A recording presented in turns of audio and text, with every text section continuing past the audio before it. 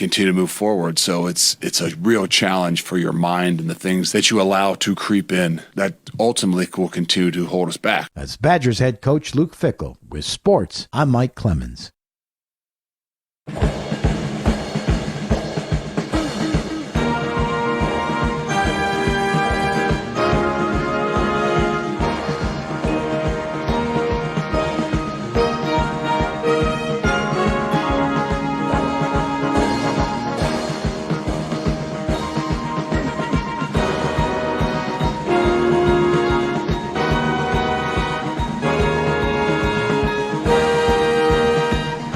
And good evening, and welcome to another edition of the Big High School Sports Show on Bull Falls Radio, 98.9 and 1230, online at bullfallsradio.com, mobile devices and Alexa by searching WXCO, and on the Civic Media app.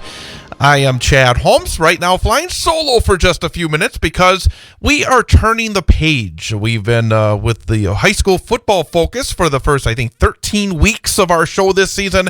Well, we're starting with winter sports. And unfortunately tonight, not going to be able to have my normal co-host, Jeff Gress. He'll be with us for the rest of the winter, talking high school basketball and hockey starting next week. Unfortunately, actually, it's not an unfortunate aspect. He actually has another job. He works over at Newman Catholic Schools, and they have parent-teacher conferences tonight. So Jeff Gress busy tonight, but he'll be with us starting next week here on the program. Coming up in just a few minutes, joining me for most of the program will be Wausau West head hockey coach BJ Brandt.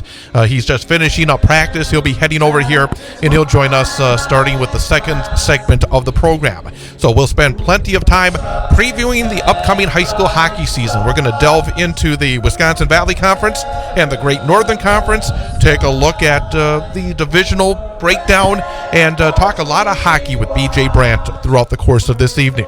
Also, our student athlete guest for this week, coming up at about 7 o'clock tonight, will be Tristan Wickland. She is from Mosinee High School.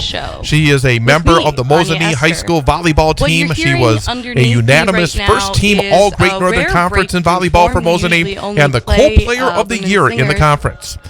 She was also a member and is a member of the Central Wisconsin Storm, and she is a 4-year varsity player, starting her 4th season on the varsity, her senior season with the Storm, part of the 2002 state championship team, has scored 25 goals in her hockey career, and if that's not enough, she's also a member of the Mosinee softball team. So we'll talk to Tristan Wickland as our student athlete guest coming up in about an hour, just around 7 o'clock this evening. Before BJ Brandt gets here, we're going to spend a little time talking some football and some basketball, because basketball season on the girls' side actually got underway last night, and hopefully you were tuned in as I had the game for Marathon between the Marathon Red Raiders and the Loyal Greyhounds. But starting off with football, because we're at the end. Tomorrow and Friday, state championship games at Camp Randall Stadium, and we got 2 Central Wisconsin teams still involved in the championship round. You have the Edgar Wildcats. They will be kicking off the entire day of 4 games at Camp Randall tomorrow. Edgar, which has made more trips to the title game than any program in state history, will be in the Division 7 championship game tomorrow morning against Blackhawk Warren at 10 a.m. And then after that, the second game in Division 6, the Stratford Tigers, defending state champions, will look for the repeat as they take on Darlington with the kickoff scheduled for 1 p.m. on Thursday. Looking at the 2 matchups, Edgar and Blackhawk Warren, it's actually a rematch of the last time that Edgar made it to the state championship game. That was back in 2019. But Edgar now going back for the 14th time in school history, and again, that is a state record. Edgar has won 7 state titles, most recently in 2016. But in that 2019 championship game, Edgar fell to Blackhawk Warren by a score of 6-0. With the weather expected to be good tomorrow, I don't think it's going to be quite that low scoring. And one reason is that Edgar has a terrific running back in Carter Butt. He is the Offensive Player of the Year in the Merowith Conference. He's rushed for more than 1,700 yards and 31 touchdowns this season. And not only that, he's got a good running mate as senior Colby Weissenberger has added 824 yards and 10 touchdowns as well. And Butt, also an outstanding defensive performer. He leads the Edgar defense with 94 total tackles. Edgar had a stretch with 7 shutouts in a row this year. Their defense has been outstanding, and they got their spot in the state championship game with a 21-3 semifinal win over Bangor last week. Edgar has now won 12 games in a row. Their only loss came back in week 1 to Ellsworth by a score of 8-6. Blackhawk Warren is also 12-1 on the season. They did defeat Edgar in that Division 7 title game in 2019. Is also its most recent finals appearance. They advanced with a 36-7 win over Reedsburg in the semifinals last week. So Edgar and Blackhawk Warren, 10 a.m. kickoff tomorrow at Camp Randall Stadium. Division 6 game, the Stratford Tigers, again, 12 wins and 1 loss. Their only loss came to Edgar back in week number 2. They take on a 12-1 Darlington squad, and Stratford looking to make it back-to-back. In fact, again, it's been, like Edgar, a lot of trips to state for Stratford. Their 11th trip to the state final. They have won 8 titles, including a 32-14 win over Mondovi in last year's Division 6 championship game. Last week, they advanced, beating previously undefeated Grantsburg by a score of 35-21. For Stratford, Kohler Kilty. I mean, both offensively and defensively, he has been the guy. Offensive Player of the Year, Defensive Player of the Year in the Central Wisconsin Conference large. Kilty has run for 1,834 yards and 19 touchdowns so far this season. Senior Gavin Leonard has added 585 yards rushing, 8 touchdowns as well, and also caught 27 passes for 605 yards and 12 touchdowns. And Jack Tubbs has been very good throwing the ball. It's such a balance in terms of the ability to throw. They do run it more than they pass it, but when they need to pass it or when they want to pass it, Stratford has been very, very effective, as Tubbs has thrown for more than 1,400 yards and 25 touchdowns this season. Kilty has added 99 tackles on defense, including a couple of interceptions and 2 sacks. Darlington is also a team that knows the way to Madison. They are making their 13th trip to the state finals. They have won 4 titles, but it's been a while. They have not won a state championship since back in 1995. The Redbirds advanced to the state finals with a 34-28 semifinal win over Kewanee last week, and Darlington's only loss was 21-19 against Prairie du Chien in week 2 of the regular season. So a couple of Central Wisconsin teams looking for state titles tomorrow. Edgar versus Blackhawk Warren, 10 a.m. at Camp Randall, and then it is Stratford taking on Darlington at 1 p.m. As I mentioned, we have also now got into the winter sports season. In fact, the first basketball games were held last night. In fact, we had one right here live on Bull Falls Radio, 98.9 and 1230 last night. I was in Marathon for a non-conference matchup between the Loyal Greyhounds and the Marathon Red Raiders, and Loyal was able to knock off Marathon by a score of 41-33. Miley Halke had 8 points to lead the way for Marathon, but the Red Raiders had some turnover issues. In fact, a lot of turnovers in that game, but that is to be expected here early in the season, especially for a team that graduated their starters and is in a growing mode. Not a lot of varsity experience for Marathon. Loyal was led by Addison Wolf and Autumn Zovalina. They each had 10 points in the game. Some other Central Wisconsin teams that were in action in girls hoops last night. Wittenberg-Burnhamwood. That is a team, the Wittenberg-Burnhamwood girls basketball team, to keep a close eye on this season. They have some very talented performers, some depth, and I think they're going to be a team to watch in the CWC and also in terms of perhaps making a deep run as well. Wittenberg-Burnhamwood beat Peshtigo by a score of 60-23 last night. Milena Granquist had 27 points and 14 rebounds. Bree Ladika had 11 points, and Kit Stewart 10 points and 8 rebounds for the Chargers. Also last night, Mosinee, they faced a tough non-conference road game to start off their season. Came up just short in New London, as New London edged Mosinee by a score of 75-73. It was Edgar winning a non-conference game over Gilman. The Edgar Wildcats defeated Gilman by a score of 45-32. 32. It was Marshfield, a team that is expected to be at or near the top of the Wisconsin Valley Conference this season. The Marshfield Tigers knocked off Eau Claire North by a score of 67-50. Ashley Grankovitz had 21 points. Rayella Schuler had 11 for the Tigers. A very impressive start for the Merrill Blue Jays to tip off their season. Merrill rolled past Shiocton by a score of 67-33 last night. Maya Ott led the way for Merrill with 28 points. Sophie Wendorf added 12 for the Blue Jays. And Neilsville roughed up Athens 69-29. And again, I often talk, especially during the football season, about how the state rankings are for entertainment purposes only. Well, Athens, the number 2 ranked team in the first preseason poll in high school girls basketball on WithSports.net.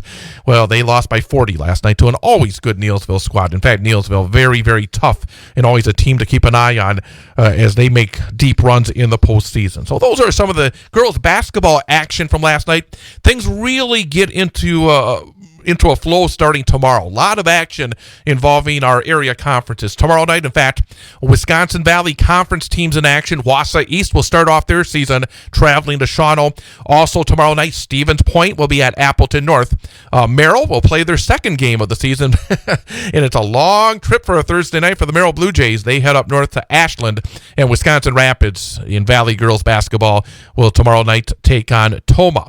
Then on Friday night, Wausau West is at Neenah. Neenah is, again, for entertainment purposes only, the number 2 ranked team in the state in Division 1, but they are a very, very, very good team.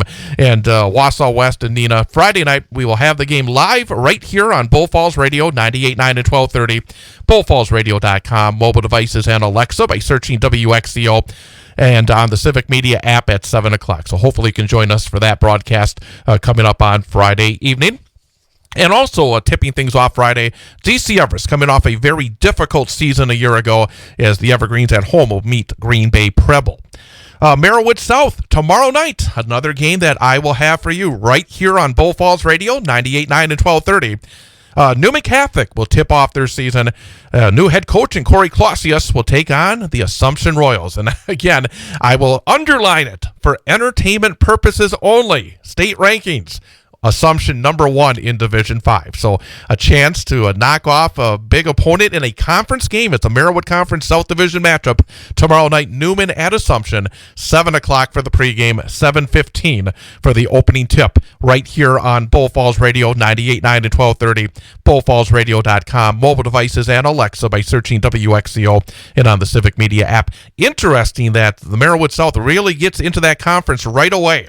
That game also tomorrow night, Stratford travels to Auburndale in a conference game. Friday night, another conference game, Marathon at Edgar. Both those teams had a non-conference game last night, so they both got their feet wet in terms of the new season. And then next Tuesday, more action within the conference. I mean, very quickly, and we will have a complete breakdown when Jeff Gress joins us next Wednesday night on the program for a lot of these conference games. But Newman hosting Auburndale next Tuesday. Stratford is at Marathon on Tuesday night. That's a game that we will have for you again here on Bull Falls Radio, 98.9 and 1230. And Assumption is at Edgar next Tuesday. Great Northern Conference, Mosinee coming off that narrow loss last night at New London. Well, they have another road trip coming up on Friday. Mosinee, a non-conference game at Lake Mills.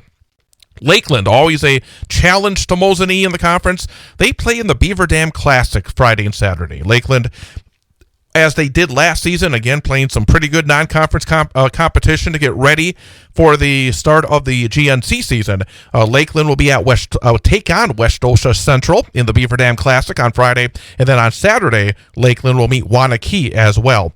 Merrillwood North, Athens will try to bounce back from their loss to Neilsville last night. They have their conference opener tomorrow night at Abbotsford. Other conference games in the Merrillwood North tomorrow night, Rib Lake is at Shawamigan, Phillips at Prentice, and another conference game Friday as Shawamigan and Phillips will play back-to-back games. Both conference games, Thursday and Friday. Shawamigan is at Phillips on Friday evening. So again, very busy starts for the Merrillwood, both the South and the North in high school girls basketball to get the season underway. And CWC East, Wittenberg-Burnhamwood, as I said, I think this is a team to keep a very close eye on during the course of the season as the Whitburn Chargers will take on Rochelle tomorrow night, and then they travel to Antigo for a non-conference game coming up next next Tuesday.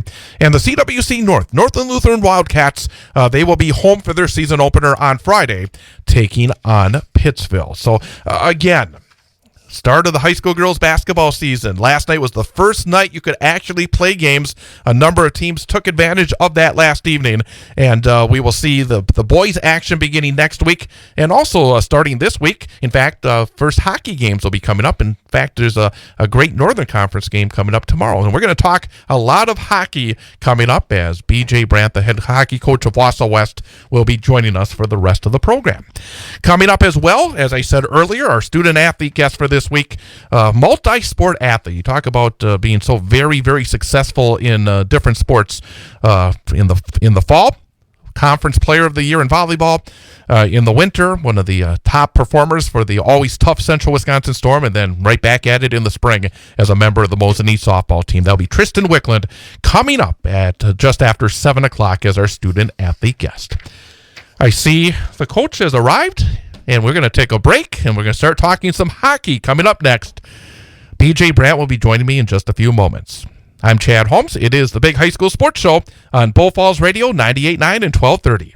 Hungry for flavor-packed fun? Dive into Red Robin's sizzling burgers, mouth-watering fries, and endless options. Or maybe you're craving the perfect slice. Then it's Donato's Pizza, your passport to pizza perfection. Order now and treat yourself to an unforgettable taste experience. Red Robin and Donato's Pizza, 225548 Rib Mountain Drive in Wausau. Call 715-301-0019 or log on redrobin.com. Red Robin and Donato's Pizza. Take your career to the next level with Graphic Packaging International. Work with a team to make Hot Pocket sleeves and the food trays you find at our local fair. Join the GPI team and experience the benefits of one of the highest paying manufacturers in the area, starting at almost $22.55 per hour. Enjoy job security, a clean facility, and an excellent benefits package, including a week of vacation after 4 months and 2 weeks after a year. Apply today at graphicpkg.com and elevate your career with Graphic Packaging. What's your idea of fall fun? Maybe it's hitting the trails on a new ATV. Then it's time to call CCU. That's Clover Belt Credit Union. Or if you're thinking of a UTV for hauling wood or hunting, or maybe just because it would make the tasks around your property so much easier, it's time to call CCU. ATVs, UTVs, utility tractors, and their attachments for care of your property. Whether you need it for fun or to get the job done, Clover Belt Credit Union is here to help with the great rate financing you want. What are you waiting for? Life's too short and winter's too long. Thinking about a motorhome or maybe a snowplow for your ATV or utility tractor? Call CCU for great rate financing. And if you're thinking motorcycle, Clover Belt Credit Union has the financing you need for the bike you want. Call or apply online at ccuwausau.com. Check it out. For vehicle loans, for mortgages, for financing fall fun, call Clover Belt Credit Union. That's CCU. Local lenders lending local money, keeping our community strong. On Thursday night, the Newman Catholic High School girls basketball team tips off the new season, traveling to Assumption to take on the Royals. Hear all the exciting action on Bull Falls Radio, 98.9 and 1230, bullfallsradio.com, mobile devices and Alexa by searching WXCO and on the Civic Media app. Newman Catholic High School basketball on Bull Falls Radio is brought to you by Red Robin Restaurant, Sun Printing, the Clover Belt Credit Union, Graphic Packaging International, the Newman Catholic Athletic Booster Club, Shine Chiropractic, and Menke Auto. It's Newman Catholic at Assumption in high school girls basketball. Thursday night, starting with the pregame show at 7 and the opening tip at 7:15. Live on Bull Falls Radio, 98.9 and 1230. Online at bullfallsradio.com. Mobile devices and Alexa by searching WXCO and on the Civic Media app.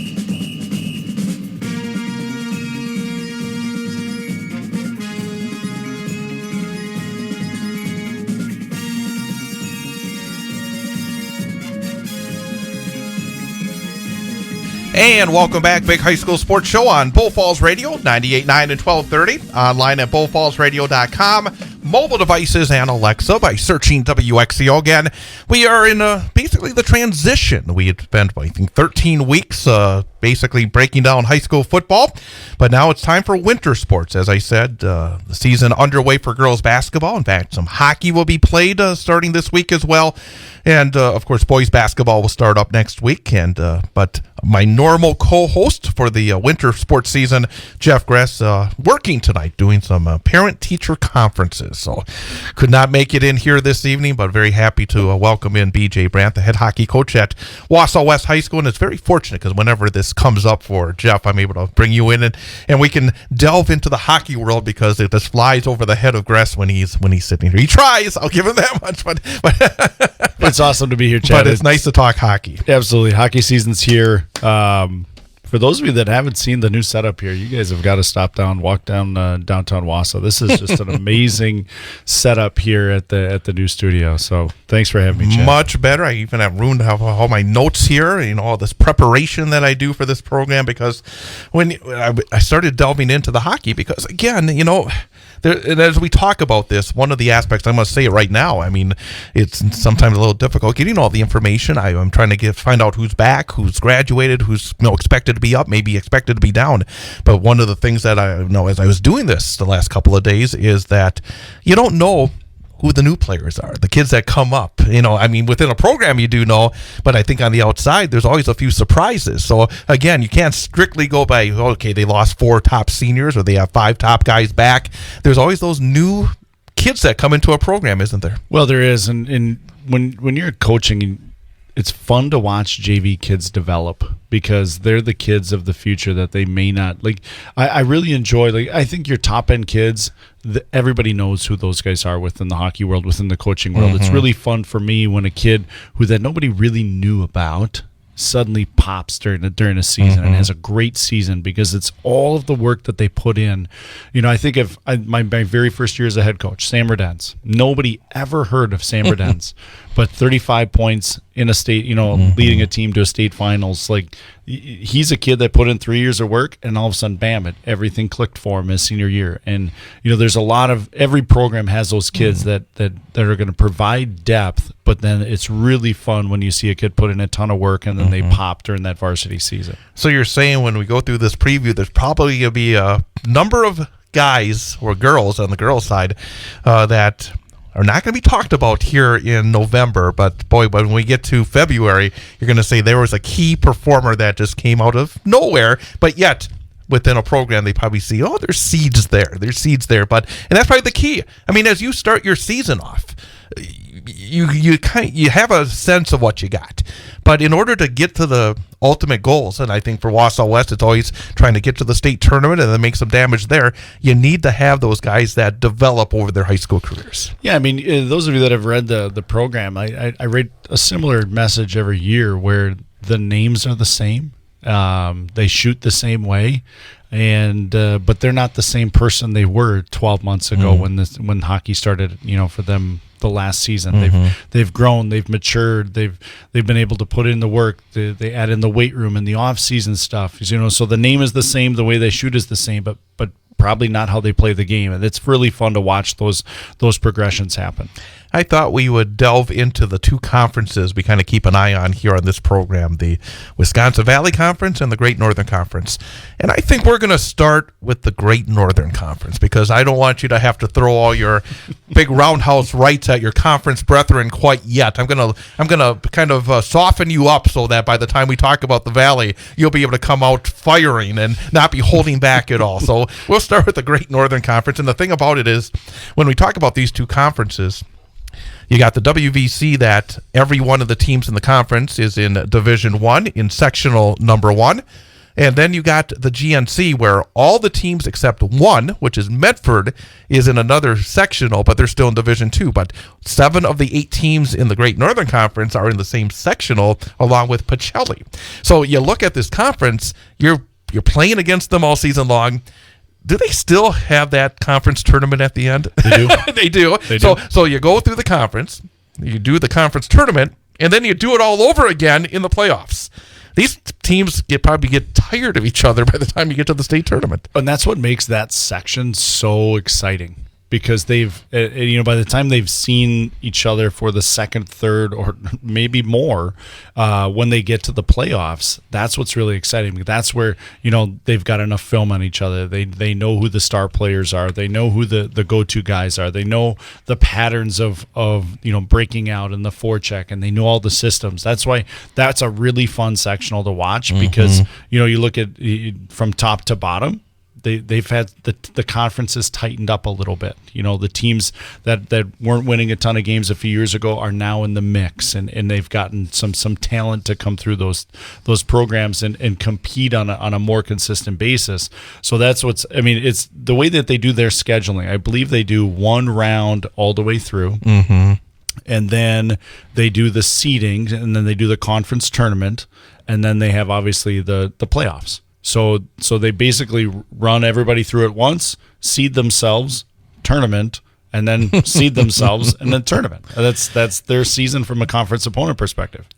Let's review what happened last season first. Mosinee was the conference champion. They were 9-1 in the conference, 17-6 overall. Ultimately made it to the state tournament as they were able to beat their conference opponent, their conference rival, Lakeland, in the sectional championship to earn their berth in the state tournament. Lakeland was second. They had a very good season, 9-2 in the conference, 16-4 overall.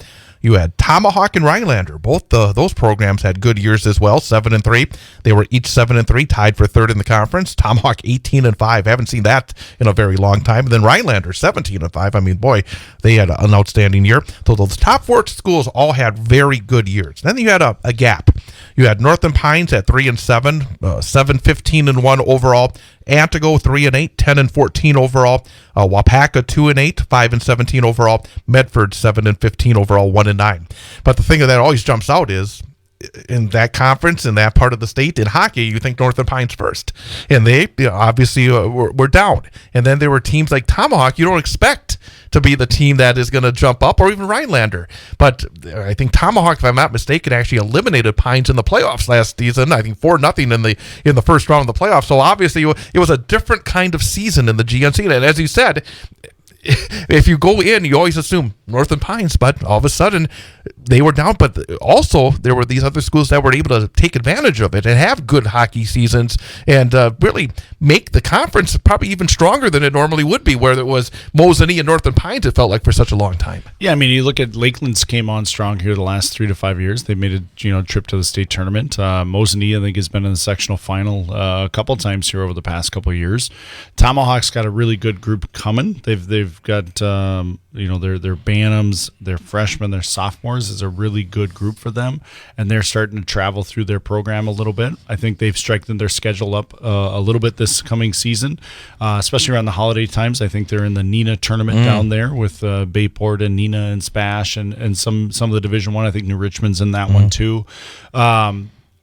Rhinelander's always going to be tough to play against. Coach Legis up there has been there. Man, he's been there a long time, hasn't he? He has, all the way from my playing days. I tell you, that's how long he's been there, and he always gets his guys playing well. I mean, and the interesting part of this, like the Division II schools do a really good job of playing Division II schools. Like they've found a way within their schedule to make some a Division II version of it. And then, I think your top end Division II schools are trying to get as many Division I programs in there. So when we did the split D1, D2, it's been interesting to see how the scheduling has played out, because some programs are want to go strictly Division II because those are the comparables that they have going forward. Some programs don't care, and others have been a little bit of Division I, a little bit of Division II as the scheduling goes. So, I mean, obviously Mosinee has been really good lately, and they're I think they're ready for a really good season this year.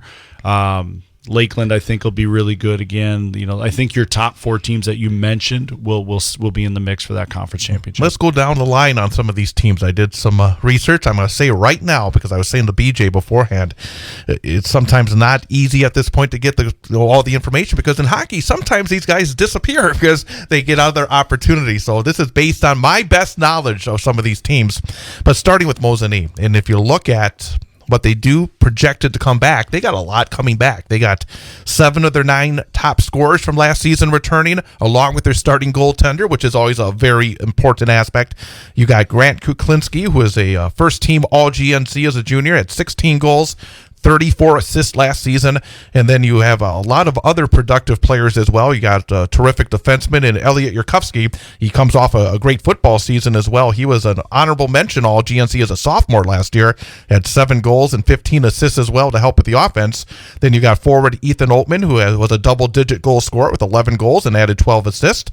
Had another first-team All-GNC performer, another defenseman, Gavin Obremski, who had 18 goals and 17 assists as well. Forward Spencer Swiderski also was able to light the lamp 11 times and add 8 assists, and also having that goaltender back, having Aiden Karst back. He was 11-5, 2.69 goals against average, 908 save percentage, second team All Great Northern Conference. I tell you, when you get that many back from a team that made it to the state tournament a year ago, boy, it looks like the ingredients are there for not only a really good team, but maybe a very special team. Oh, absolutely. Just the experience alone. I mean, having Karst back in net is huge for them. I mean, I think they were able to put a lot together at the end last year and make it to the state tournament. And honestly, they played well for a good portion of that state tournament game. And then things fell apart a little bit for them. But they've got a ton of experience coming back, and that's so valuable as a coach when you have that many kids coming back that have varsity experience. You can do things different early season that maybe you wouldn't be able to with a young, inexperienced team. It puts you on a little different path and trajectory, and you can find some success early, which can, I think Mosinee at one point had won 14, 15 games in a row last year, and that projected them to where they got to the state tournament. And I think you mentioned at one point back before Wausau West got through in the playoffs, sometimes in this case you lose at the state level. Sometimes you have to lose in order to know how to win the next year. I've been a part of it. Like you look back, our 2010 state championship or state runner-up here, that's a group that I don't think if we don't lose that game in 2010, I don't think we win in 2011. They had to learn the process. They had to learn how to get through it. Coach Brown, one of the assistants at West, was on that 2010 team, so he was wishing we didn't have to learn that lesson. But not good for the seniors. Not good for the seniors, but for the other guys in the program. But the leadership that develops. I mean, when you can get to the state tournament, it sets a new standard for your program. And I think those guys with that amount of experience got to feel really good about going into this year for sure. Also interesting as I think we look early in the season before we wrap up Mosinee. This year, the Marathon Cup, the finals will be held in Mosinee. And again, it's because DC Everest has all that construction going on, but I just find it interesting because obviously you and West have been, you've just dominated that tournament. It adds a little flavor as we look ahead to early in the season, because that's always one of the great early season kind of tournaments here, that I look forward to before we get to the holidays. Yeah, I think, Everest having the construction there and not being able to host it kind of takes us back a little bit. Like when, even in my playing days, we played it at Marathon Park. And so it wasn't at Green Neck. So it's going to be fun, I think, for the communities to Thursday night at Marathon Park, Saturday night in Mosinee, and just give it a little different feel for it this year. Obviously, as you said, it's a huge test for all 4 teams to see where you're at early season, and it'll be fun to have it at a different venue and pack up the venues and make it a fun experience. All I do, when it gets packed in Mosinee, it causes me problems. I know, Chad, it's not your favorite place to broadcast. I just want to make sure I have a signal. I remember that sectional final of the great game against Stevens Point, and I had to hold my phone the whole time because I couldn't get a decent signal. So was that the Cole Caulfield off the Yes, pipe? It was. Barterson from Tackle. Yes, it was. Or Tackle from Barterson. That was really good that day, considering I was talking to holding my microphone and holding rosters and all my information. I tell you, I don't know if I could do that anymore. I'm getting too old for that, but we'll look forward to Mosinee for the Marathon Cup second round coming up in just a few weeks. In fact, that's not too far off. Lakeland also, and when you look at Lakeland, you had looks like again got some players coming back. 4 of the top 5 scorers from last season return. They do lose their starting goaltender. They do have 2 goalies who did play return, but some of the kids that are back, and I don't know how familiar you may be with Lakeland, but Jack Rubo, a forward, honorable mention all conference at 10 goals and 15 assists. Matt Haggard, a defenseman, second team all GNC, 8 goals, 13 assists. Gray Wagner, a forward, had 9 goals, honorable mention all conference, and Court Meyer 10 goals. But Lakeland has been pretty consistently one of those programs that's, again, I think has to be considered for the GNC, and also a team that potentially can make it to the state tournament. Yeah, Jake Suter's done a good job up there. I think he's, understands what he has within his program, and they always find a way to be playing well at the end. They've battled some injuries over the last couple of years and try to get through those, but they've been on a good path. You look, since we split to that 2-division model, that program has been consistently getting to the sectional semis and sectional finals to get an opportunity to play at the state tournament. And that's what the 2-division model was set up to do. Tomahawk, again, great season a year ago. Based on my research in terms of trying to prepare for this program, it looks like they got a lot of offense coming back. 3 of the top 4 scorers each had 20 goals or more, plus their starting goaltender. Forward Jonah Dickens had 38 goals, 24 assists last season. Forward Logan Seymour, 20 goals, 26 assists last season. Honorable mention all GNC. Defenseman Austin Lamer, 25 goals, 31 assists. And then their goaltender, Trevor Seskelar, was 17-4, 2.74 goals against average, 881 save percentage.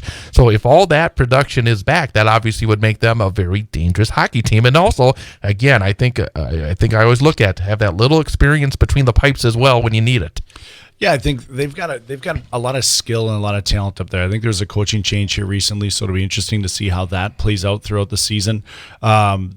They've got a ton of talent, and they've had a lot of youth success. So like this group has been successful, through their youth days. So I know that they're hoping that success transitions to the high school game, because they've had it done. They've won state championships. They've been in the state tournaments at the WAHA level and doing very well there. So you'd think that it's going to translate well with this group. They've got a really strong 06, 07, 08 group in terms of birth years. In hockey, folks, we talk about birth years, not 14U, 15U. It's all about when you were born.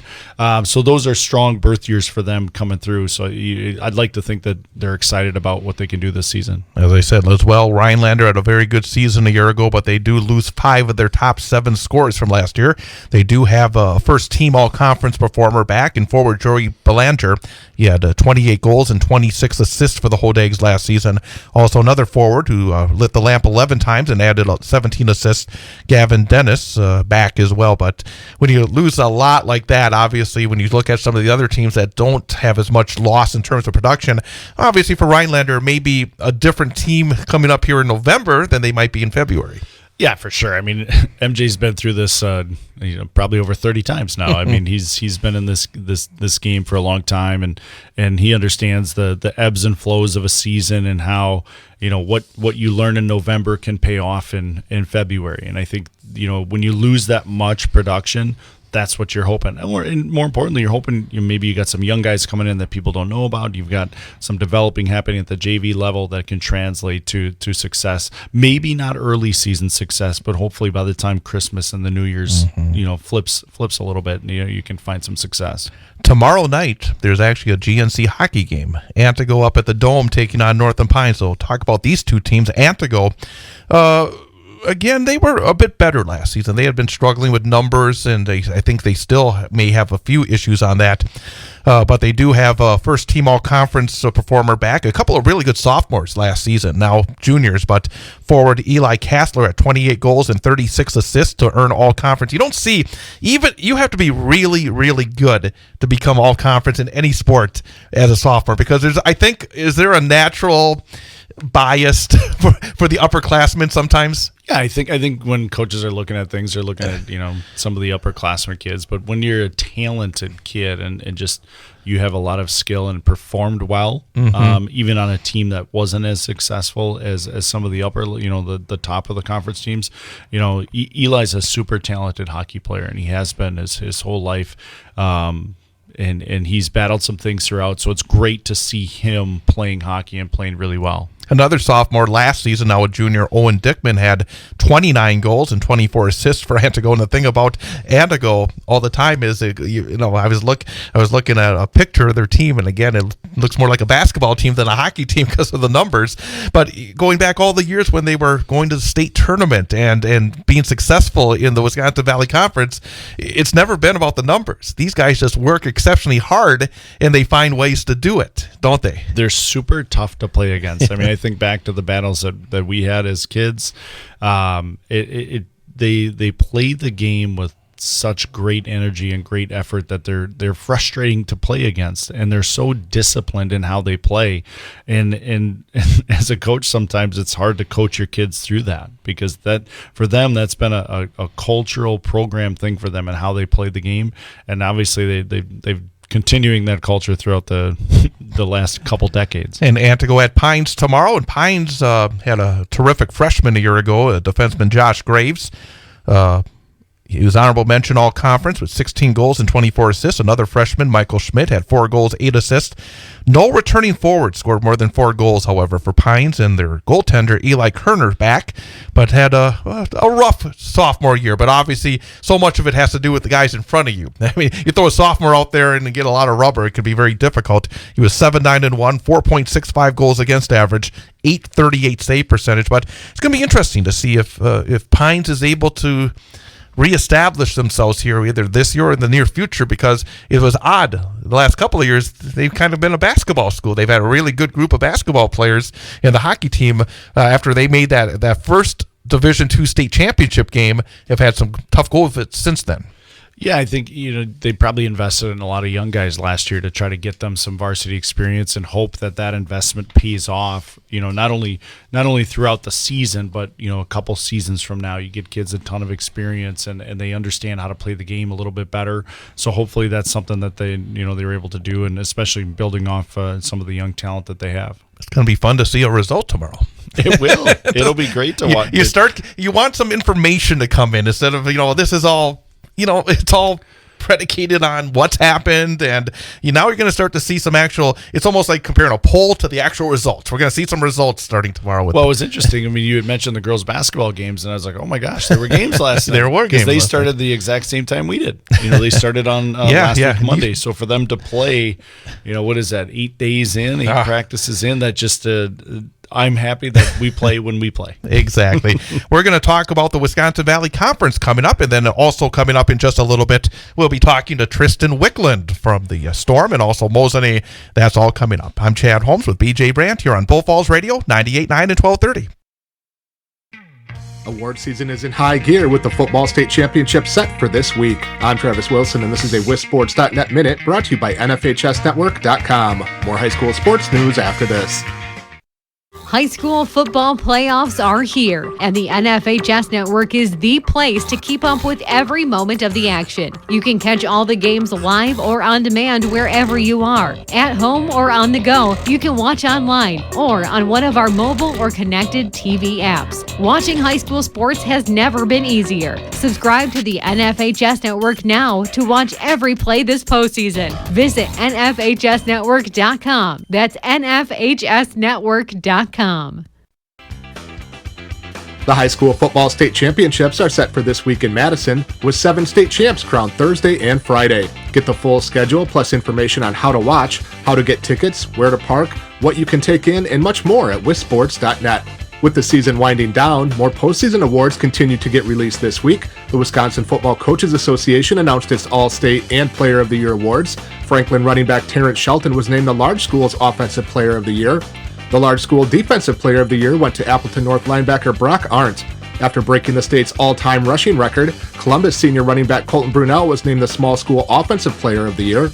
The WFCA selected Rice Lake senior linebacker Easton Stone as the Small School Defensive Player of the Year.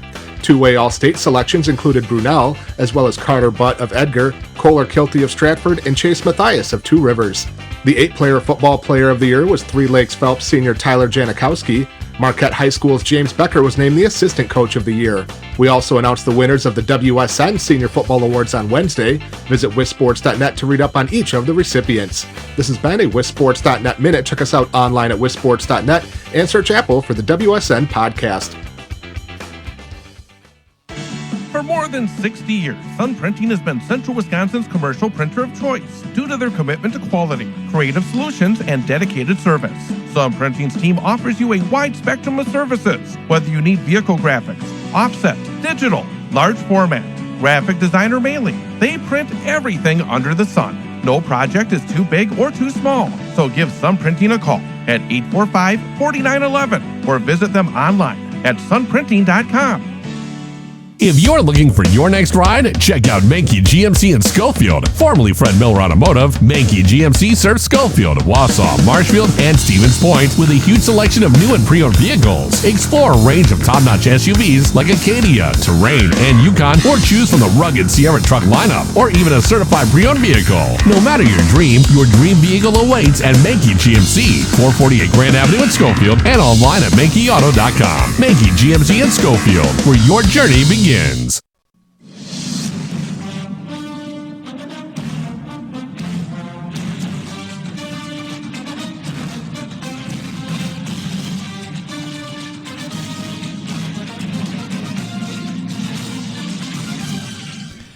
And welcome back. Big High School Sports Show on Bull Falls Radio, 98.9 and 1230. BullFallsRadio.com, mobile devices, and Alexa by searching WXCO, and on the Civic Media app with BJ Brandt, the Wausau West High School head hockey coach. I'm Chad Holmes. We do have Tristan Wickland here, and we're going to still talk about the boys' hockey. But so, Tristan, you're not officially yet our guest. But if we say something wrong, and then you just know something, we already talked about Mosinee on the boys' side, so you can't jump in on that. But just be aware that anything you want to jump in with, you just let us know, because I'd be interested in hearing any of the thoughts. But I'm really interested in hearing the thoughts, because I want you to take the gloves off, because we're going to talk about your opponents here, give some bulletin board material for everybody else in the Wisconsin Valley Conference. I guess, first of all, last season, Stevens Point was the champs. They were 10-0, 21-3 overall. Your team, Wausau West, was 8-2 in the conference, 13-11.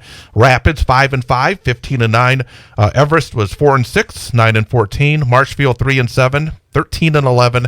East Merrill United, 0-10, and I got some blue stuff on my sheet. 4 wins and I think 18 losses on the season. Last season, for your squad, number one, it was an up and down campaign, but yet you had the opportunity in those 2 games against Stevens Point. I mean, especially the first game over at Marathon Park, where things started off so poorly, but you came charging back, had a chance to win it. And even in the second game, you had some opportunities to get the lead early on.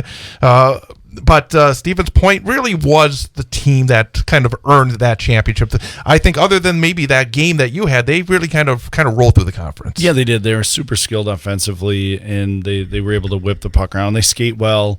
I think you look at their lineup, they were pretty consistent up and down. Their defensemen were good and experienced. They've got good, skilled young forwards.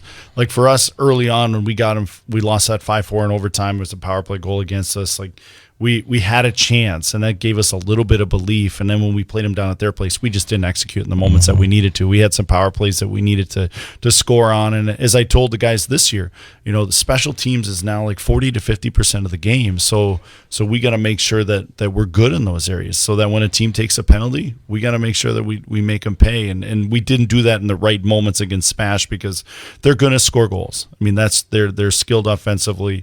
They're well coached, and they earn the conference championship. And for us, like, you look at year in, year out, that's always a goal for us, is to try to win the Valley.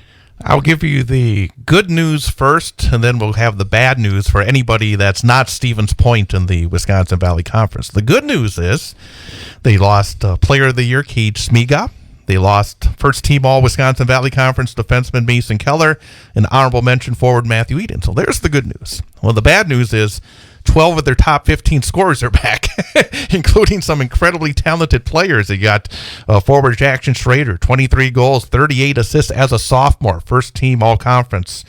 You got Grant Molsky, 24 goals, 10 assists as a freshman. I mean, wow. You got Jackson Spees, forward, 12 goals, 8 assists as a sophomore. You got defenseman Mason Dillingham, second-team All-Wisconsin Valley Conference as a sophomore.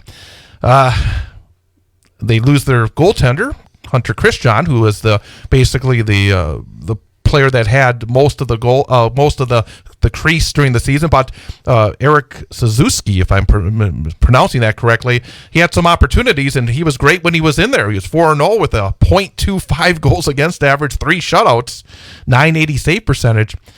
Like we were talking about, I think, with Mosinee, Stevens Point had a great season a year ago, and it looks like it's lined up, and you know that they're hungry. It's hard to believe that Stevens Point hasn't been to a state tournament since 2009. I mean, it really is something, that traditional powerhouse program, and they have not been to state in such a long time. But this team, I mean, obviously you've been thinking about it all season, off season long. What do you think of Stevens Point? Super skilled. I mean, they're gonna score. I think the greatest challenge for them right now is they've had some turnover on the back end, that you hope to take advantage of some of that inexperience early on, because they're going to get experience. They're going to be good by the end of the year. They're well coached. I mean, one guy you didn't mention was Max Selienko. Like he had he's a guy that the show's only 2 hours long. I know, and their roster's deep enough where you didn't get down to him. But he had a great fall. Like he's a guy that I'm sure feels really good about where he is going into the season.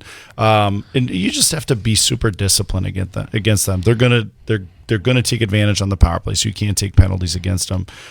You've got to make sure that the advantage is, you get some line rushes, you get some breakaways, you have to score on those. And hopefully, when we play them early on, hopefully some of their inexperience on the back end can help us, because we're built the other way. We're a little more experienced on the front end. Let's talk about Wausau West. When you look at the sheet of paper, you lost 5 of 7 players who received some form of All-Wisconsin Valley Conference recognition. So obviously you did lose some talent. You had a really nice freshman a year ago in Cooper DePoit, who's back, who was able to light the lamp 12 times. Was honorable mention All-Conference. You do have some experience in that with Parks Gunther. I said your team was up and down. I think your goaltender was up and down, but he played well at the end of that game at Neenah to wrap up the regular season, and he definitely played well in the playoff game where you unfortunately didn't score any goals. As you look at your team, I guess, what's your thought process? I saw your team practice. It looks like the numbers are good.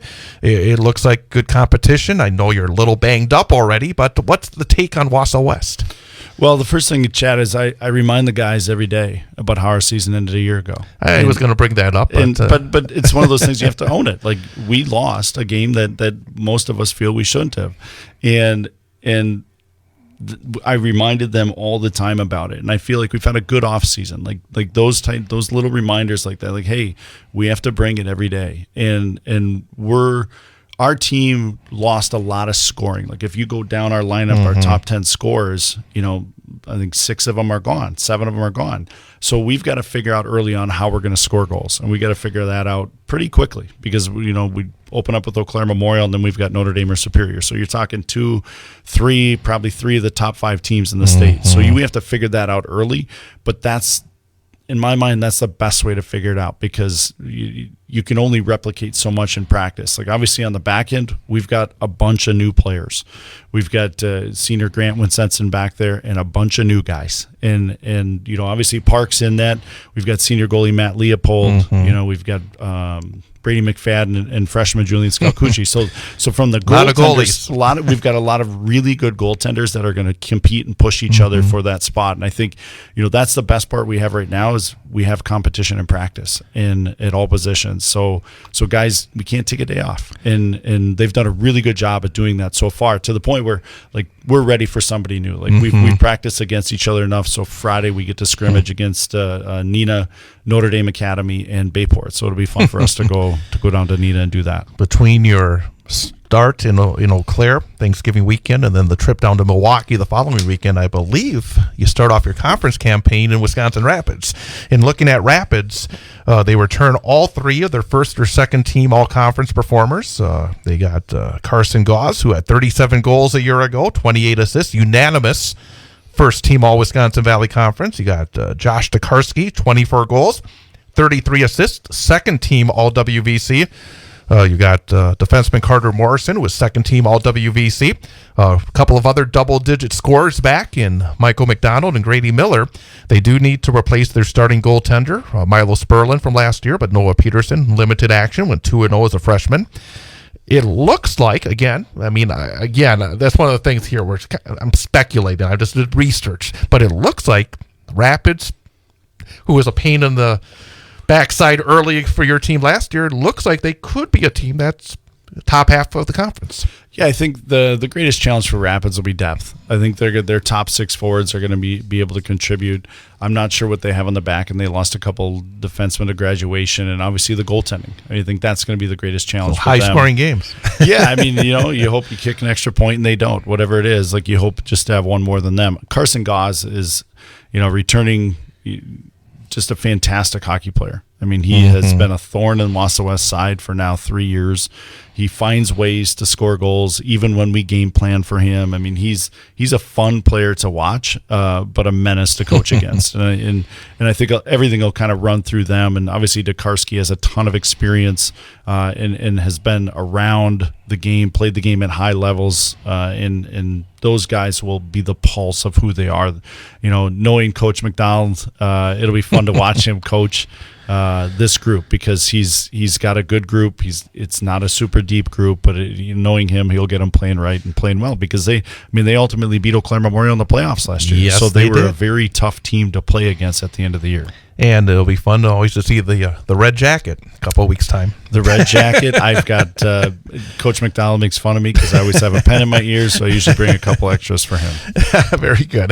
DC Everest. We talk about maybe high-scoring games for Rapids. Everest right now, last season, they struggled to put the puck in the net. They did not have a double-digit goal scorer last season.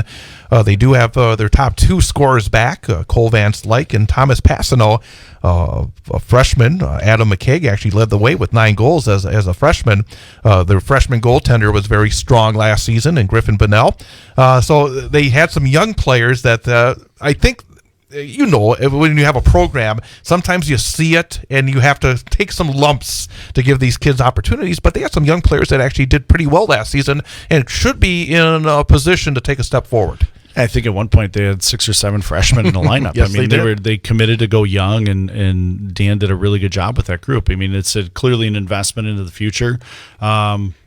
Just like our players, they're not the same freshman players they were a year ago. They've probably grown a little bit. They've hit the weight room a little bit. So I'm sure there's some excitement there for what those guys can do, knowing the success they were able to find a little bit as freshmen. It's really hard to play varsity sports as a freshman, no matter whatever sport it is. And for those guys to come in and be contributors, as a group, I'm sure there's some excitement there, because they're not freshmen anymore. They've got a year of varsity experience, and hopefully that pays off for them. Marshfield, they do lose their top scorer, Noah Peterson, who had 25 goals and 21 assists, and their goalie, Cole Halverson, who had quite a night at Marathon Park to end your season last year. It's still painful. It is. But the thing was, it was almost as though Halverson last season, before we talk about their team, it was almost like he was due to have one of those kind of games, unfortunately, in the game against you, because he was such an experience. It feels like he was around forever. It's because he has been. I think he played 5 years for them. I think he must have, but they lose those two. But they do return their top goal scorer, Tyler Reisman, who had 26 goals, had 17 assists. Joey Cashmere had 14 goals, 28 assists. 4 of their top 5 scorers are back. Marshfield's been a program that's, they seem to be able to beat the teams they should beat. They haven't done it a lot in terms of knocking that door in, maybe to move up and to challenge in the top half of the conference. It's not easy for Marshall, because they always have such a good basketball program. I mean, you know that. I mean, you have so many boys, and so many talented boys. But this is a program that's always kind of a dangerous program. They're kind of always hanging around, aren't they? I would agree with that completely as I watched it last February. No, I think what they'll struggle with a little bit is depth, and I think they've obviously got a bunch of scoring coming back, which is good for them. I think it's really hard to replace a senior goaltender. I think that's a challenge because he logged a lot of minutes. So now you're coming into the season, you got to get another goalie, some varsity experience. So I think that'll be their greatest challenge. But obviously the offensive side, they'll be a threat. And East Merrill United, 3 of the top 4 scorers returned, but as you said, losing a goaltender is tough, and especially one that was like Jake Fury, because the thing that impressed me about him last season is that he just took so much, and there would be games where he would stop 20 shots in the first period, keep him in the game, but you just can't keep going at that level, because I think mentally as much as physically, all that pressure, they have 0 minutes returning varsity goaltending. That's a big question mark. You do have Zach Poggle, had a nice season as a sophomore with 10 goals for EMU. Nick Bodner also had 8 goals as a sophomore, so those two I think can try to lift the offense, but boy, that's a big question mark between the pipes, because despite, when you look at the Blue Jacks record, Fear was an outstanding goaltender. That's going to be a huge hole for them. But the good thing that they have for them is they were able to play JV at the JV level last year, which so they don't have anyone coming in with no experience. It's just no varsity experience. So I think for them, that development year to get that some of their goaltending to get some games in at the high school level is going to be big for them, especially early on. Obviously, Zach is a big pulse for them. I think a lot of the offense is going to go through him. They've got a good freshman group that came in for Merrill, and I think they'll find some success early on. I think the greatest question mark is going to be the goaltending, because I think knowing they have to play Spash and the schedule that they play is a tough schedule, that they're gonna see shots. So that goaltender's got to find some confidence early. Very interesting. Again, it'll be an interesting Wisconsin Valley Conference season that gets underway. In fact, the first team to play will be Everest on Saturday.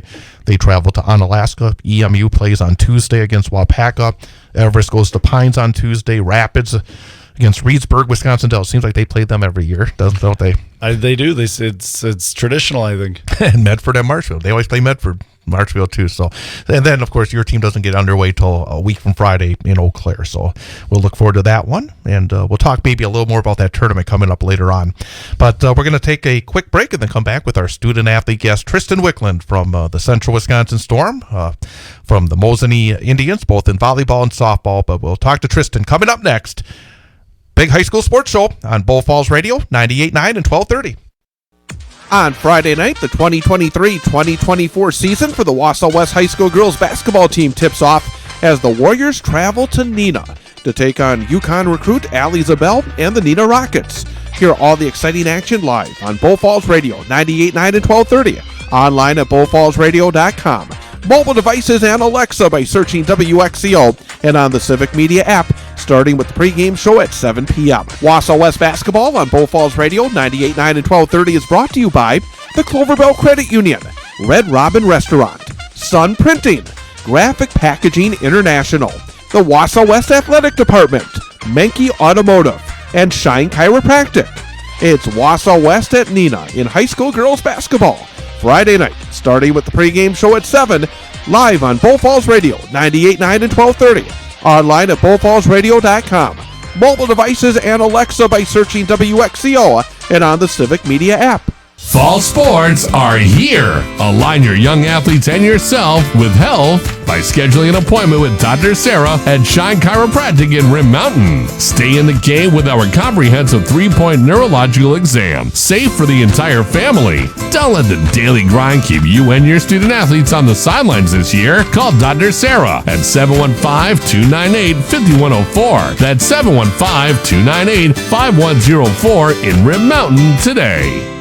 Hungry for flavor-packed fun? Dive into Red Robin's sizzling burgers, mouth-watering fries, and endless options. Or maybe you're craving the perfect slice. Then it's Donato's Pizza, your passport to pizza perfection. Order now and treat yourself to an unforgettable taste experience. Red Robin and Donato's Pizza, 225548 Rib Mountain Drive in Wausau. Call 715-301-0019 or log on redrobin.com. Red Robin and Donato's Pizza. What's your idea of fall fun? Maybe it's hitting the trails on a new ATV. Then it's time to call CCU. That's Clover Belt Credit Union. Or if you're thinking of a UTV for hauling wood or hunting, or maybe just because it would make the tasks around your property so much easier, it's time to call CCU. ATVs, UTVs, utility tractors, and their attachments for care of your property. Whether you need it for fun or to get the job done, Clover Belt Credit Union is here to help with the great financing you want. What are you waiting for? Life's too short and winter's too long. Thinking about a motorhome or maybe a snowplow for your ATV or utility tractor? Call CCU for great financing. And if you're thinking motorcycle, Clover Belt Credit Union has the financing you need for the bike you want. Call or apply online at ccuwausau.com. Check it out. For vehicle loans, for mortgages, for financing fall fun, call Clover Belt Credit Union. That's CCU. Local lenders lending local money, keeping our community strong. WXCO 1230 AM, W255DN Wausau, streaming at bullfallsradio.com.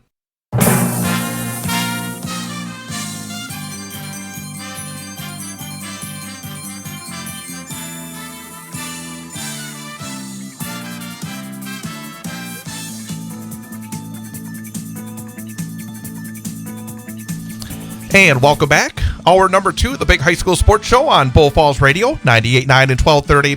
Online at bullfallsradio.com, mobile devices, and Alexa by searching WXCO and on the Civic Media app. With BJ Brandt, I'm Chad Holmes, and happy to welcome our student athlete guest for this week, senior from Mosinee High School, Tristan Wicklund. And Tristan, thank you for coming in. Thanks for having me. Before we start talking hockey, because we know this guy likes talking about hockey, let's talk a little bit about what was an outstanding volleyball season. I was looking up some of your numbers for volleyball, and unanimous first team all-conference selection, co-player of the year at the GNC, led the conference in assists, 5th in aces. Your team was undefeated in the conference and earned the conference championship. Obviously, it looked like a really good fall. How would you describe your fall for Mosinee? Yeah, we were really strong, I feel like depth-wise, all the way around. Like, our passing was strong. We had a junior libero who stepped into that position last year because our libero graduated. And I feel like she stepped in right away, was really strong with it. And then our outside, Michaela Wisner, really led the conference all around in, kills. I knew that if I got her the ball, that she was going to put it away. And then our middles, I could trust them no matter what, and we could just all around play good volleyball. When you look at the different sports, when you play on the hardwood during the fall, you play on the ice during the winter, and then on the either the dirt or the artificial dirt. Yeah. I know that you have in Mosinee during the spring. Could you maybe describe the differences in these sports? Because to be good at multiple sports, I think sometimes people think, well, you're a great athlete, you can do all these things, but there are different skill sets that are involved, aren't there? Yeah, I feel like always the number one thing is just putting in the work no matter what. Like, even in volleyball in the summer, in the off season is a big time to put in work for, I feel like, all sports. Even though softball comes up in the spring, I feel like you still got to put in the work no matter what. And if you do it, it shows. It truly does. Because we had an athlete this year in volleyball. She joined 3 months in. She started volleyball, and by the end of the season, she was serving in playoffs for us. So putting in the work does show. Just talk about the balance of being a three-sport athlete. It's not as common as it used to be. So talk about what that is for you and how you're able to balance it all. I feel like I balance it with time. I know that in season, obviously my main focus is that sport that I'm in right now. But then I can always put in time on the weekends. If I have a free weekend, which is rare, I'll go in to CTI or something and put in extra work just so I can balance and make sure I'm not slacking in any sport. I got a question. I don't know whether it's a good question to ask or not because, again, I don't know around it, but I don't know all the details. there's obviously, you have a coach for volleyball, you got a coach for hockey, you got a coach for softball. And nowadays it feels like a lot of these sports, they're asking of their athletes a lot in terms of all year long. How do the coaches work together with you in order to make sure that, as you said, when you're in the volleyball season, make sure that that focus is there, or in the winter for hockey, and especially during the summer when there's a lot going on? How does that all work together? Do you have a lot of communication? Do coaches have communication with each other? Because from the outside, that seems like it would be one of the hardest things, because you don't want to say no to a coach. Yeah. Could you explain how that all works to make sure everything is balanced out to both the programs that you're part of advantage, and especially for your advantage? Yeah, I feel like communication is like a big thing. Like during volleyball season, to have like, for example, like your captains, I feel like you look up to them and you always know that they can like talk to the coach one-on-one, so they can know like what's going on. And then in hockey, since we have like a new coach this year, which is really exciting, I feel like the girls have learned to like trust her a lot this year and to grow like around her style of hockey. And I feel like communicating with her, and everyone like really much appreciates what she has brought to the table for us. And then in softball, we also have a new coach this year, so I feel like it's a lot of new stuff coming, but I think we're all ready for it. Again, we're talking to Tristan Wickland from Mosinee High School, also a member of the Central Wisconsin Storm, our student athlete this week on Bull Falls Radio, 98.9 and 1230. Let's go into that, where you have a couple of new head coaches. And it's actually something that's interesting with the Storm, because it feels like every couple of years I bring in one of the Storm players, and we've seen coaching changes, and that means stylistic changes. Let's kind of delve into the hockey aspect, number one. How is it different? What are you being asked to do differently maybe this year than you were last year? I feel like we have started off like a little bit slower than we did last year. I feel like we've learned to trust more than one another, and have like, our big thing this year was having respect for one another, because I feel like last year it was kind of like it was lacked a little bit, not necessarily frowned upon, but I think we lacked as much as we needed to, and it showed when we played Hayward. I feel like not everyone was in like the right mindset that we need to be in, and it showed very much because we just came out flat. We weren't ready for what was going on. But this year I feel like Jana has brought a lot of intensity practices. Like, no matter what, if we have practice in Mosinee on Monday, we're lifting after. Like today we had practice until 5:30, we lifted after. So I feel like she's brought a lot of like high intensity into this, and she expects a lot from us. Talk a little bit about how you go from fall, because Tristan's a member of the Team Wisconsin program and had a really good preseason, balancing with their volleyball as well. Talk about how you go from the Team Wisconsin model to your high school model, and what do you take from one to the other? Yeah, in Team Wisconsin, I feel like you learn a lot of the structure like based, and you're expected to play at that higher level. You're expected to know what's going on no matter what. And I feel like when you bring that to the high school level, you're looked at like a leader almost. Like, you don't necessarily play the same structure that you have from Team Wisconsin to high school, but you're still looked upon, and little kids, like younger kids, freshmen, sophomores, look up to you because you know what's going on. Like, they can ask you questions. They know that you know what's up. You are a veteran. I mean, it's your fourth year in the varsity for the Central Wisconsin Storm. To be able to play as a freshman, as a sophomore, win a state championship. I had your numbers here, 25 goals, 39 assists for your career. How are you different as a hockey player at this point, going into the senior year, than you were when you first stepped on the ice as a freshman? Yeah, I feel like going into this year, I just expect a lot more from myself. I feel like my freshman year, I came in, I was a little scared being a little freshman coming into high school, but I learned to trust the upperclassmen. I really looked up to the upperclassmen, and now finally being an upperclassman, I realize how much leadership you have to bring to the table to know that people can look up to you. You had a hat trick your last regular season game last year. Yes. What was that like? I guess, is that a highlight? Because I was looking at some of your numbers and looking at some of your maybe highlight games. To be able at the end of a season like that to sort of kind of build. Do you feel like you've built to that point last season? And what was it like to get that hat trick? I mean, that's always a special moment for any hockey player, that first hat trick. Yeah, even from coming to my beginning of my junior year to the end when I got my hat trick, I really felt like I put in a lot of work throughout the year. I feel like our structure was getting stronger, and having Hannah Bauman on my line really helped. Knowing that she graduated last year, this year we're going to need someone to fill that spot, and I feel like we have people who can do it. But But getting that hat trick, it was something that I really enjoyed, and I knew that I could get the puck from my linemates and trust them right away. I mentioned as well that you were part of the state championship team a couple of years ago.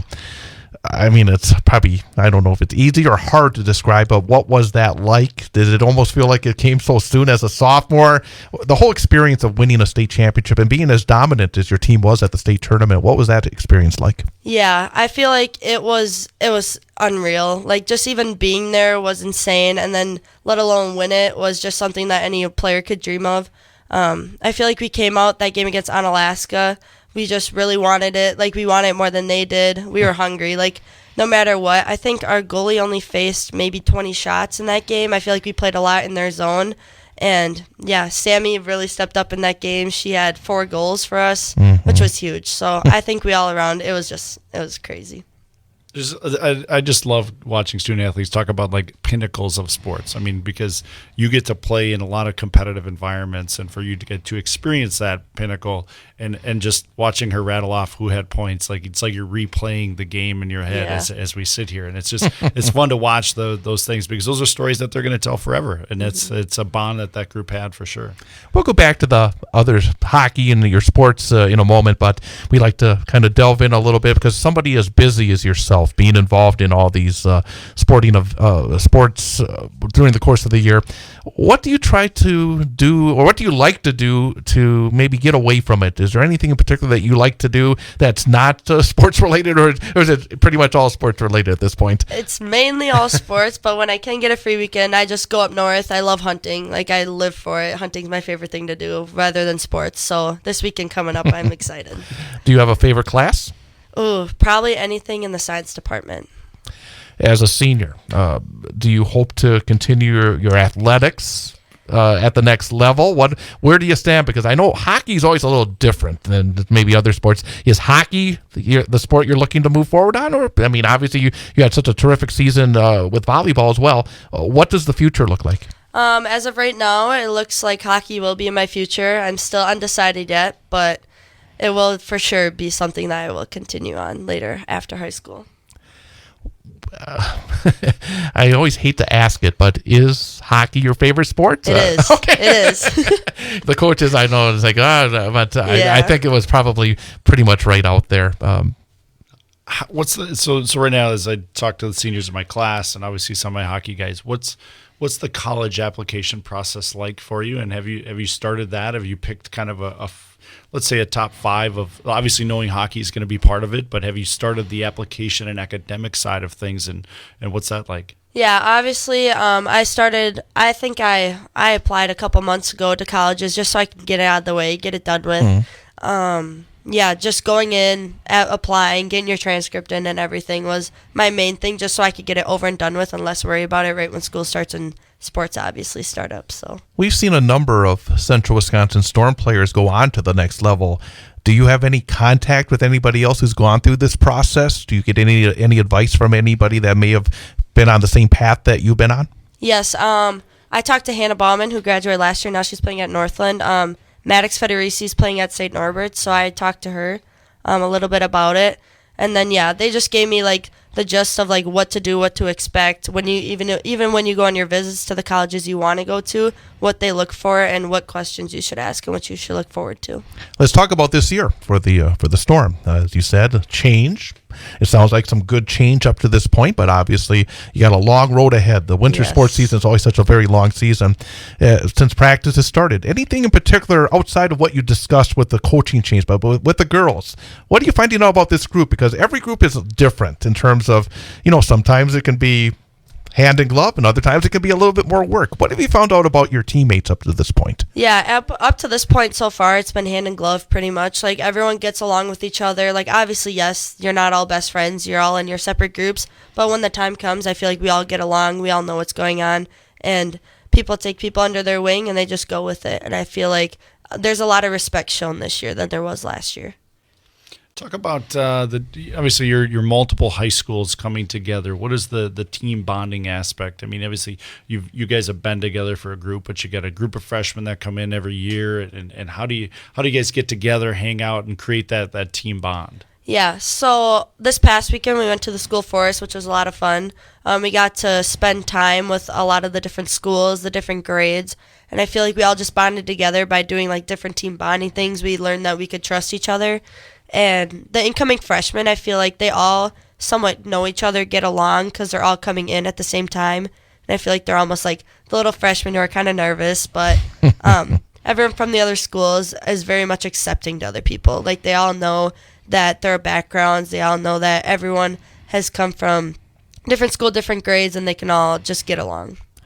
As a senior, and especially with, as I think BJ kind of implied, with a lot, all these schools coming together, is leadership different maybe than on a volleyball team where it's Mosinee, where you know each other, you see each other in the halls every day at school? Is it more difficult to be a leader on a co-op team than it is to be maybe on a solo school team? I feel like in high school, like going for Mosinee volleyball, I feel like our leaders are, so this year we had 2 seniors and 1 junior who are our captains this year, and I feel like throughout the halls, like they looked up to them. They knew that they were always watching you, like you were basically looked up to them. And then I feel like coming into a co-op, I feel like everyone, like, because we all vote for our captains that we want at the end, so I feel like if you come in and you show like respect to people right away, I feel like you will get on like the good side. Like people will know where you're coming from, where your background, and I feel like they'll just trust you a lot more. What does this team need to be better at than it has been in order to get back to that summit you were 2 years ago? As you go into this season, maybe what are the areas that you maybe found out last season? We have to be better in this area in order to be as successful as we want to be. Yeah, for sure communication was key last year. I feel like we lacked upon it. Just like the little fundamentals, even like passing, catching passes, the little things. I feel like this year we've started off and we're strong with. And then just breaking the puck out, getting it out right away. And then obviously our offensive zone, just controlling the puck. I feel like last year we did a lot of smacking at the puck, not really possessing it. And I feel like this year we've already started to possess a lot more than we did last year. Anything else, BJ?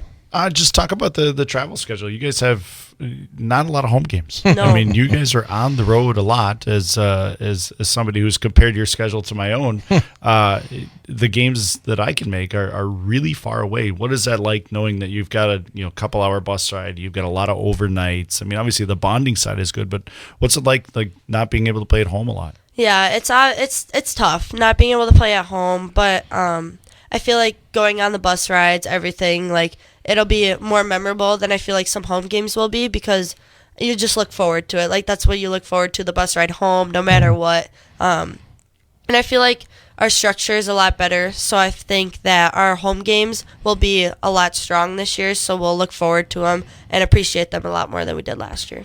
Between Mosinee and the Storm, you have different rivals.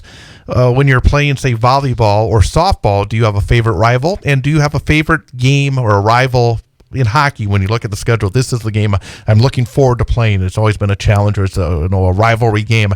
I guess number one, maybe your Mosinee rival and your Central Wisconsin Storm rival. Oh, yeah, for sure. I would say our Mosinee rival, our favorite one, is Wausau West, for sure. In volleyball, we didn't get to play them this past year, but when we played on my sophomore year, it was something that everyone looked forward to. No matter even if you were on the Storm team, like just anyone looks forward to playing Wausau West. For Central Wisconsin, I feel like our biggest rival this year is going to be Hayward. A lot of the girls have talked about it. Like, we've got when we were over at the school forest, like, that was our main thing. Like, we want to take down Hayward no matter what. And we get them right away in the Gobbler Cup, so I think we're ready for it. And I guess finally, we always ask, especially our senior guests, you've obviously been through a lot in terms of all your sports and being able to be a varsity athlete starting as a freshman.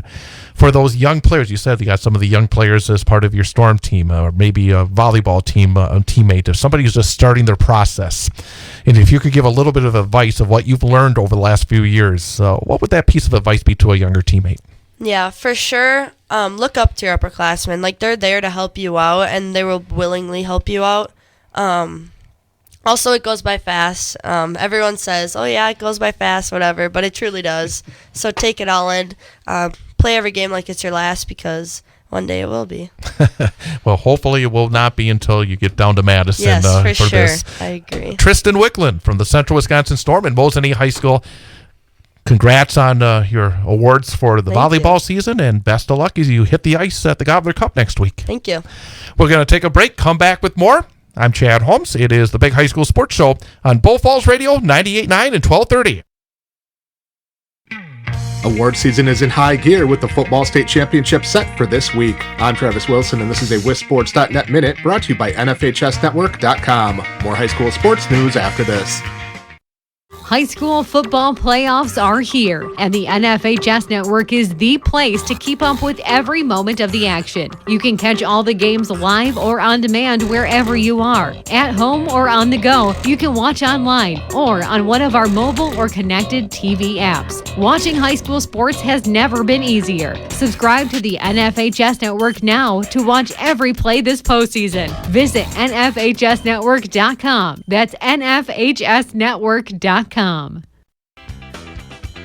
high school football state championships are set for this week in Madison, with 7 state champs crowned Thursday and Friday. Get the full schedule, plus information on how to watch, how to get tickets, where to park, what you can take in, and much more at WisSports.net. With the season winding down, more postseason awards continue to get released this week. The Wisconsin Football Coaches Association announced its All-State and Player of the Year awards. Franklin running back Terrence Shelton was named the Large School's Offensive Player of the Year. The Large School Defensive Player of the Year went to Appleton North linebacker Brock Arndt. After breaking the state's all-time rushing record, Columbus senior running back Colton Brunell was named the Small School Offensive Player of the Year. The WFCA selected Rice Lake senior linebacker Easton Stone as the Small School Defensive Player of the Year. Two-way All-State selections included Brunell, as well as Carter Butt of Edgar, Kohler Kilty of Stratford, and Chase Mathias of Two Rivers. The 8-player Football Player of the Year was Three Lakes Phelps senior Tyler Janikowski. Marquette High School's James Becker was named the Assistant Coach of the Year.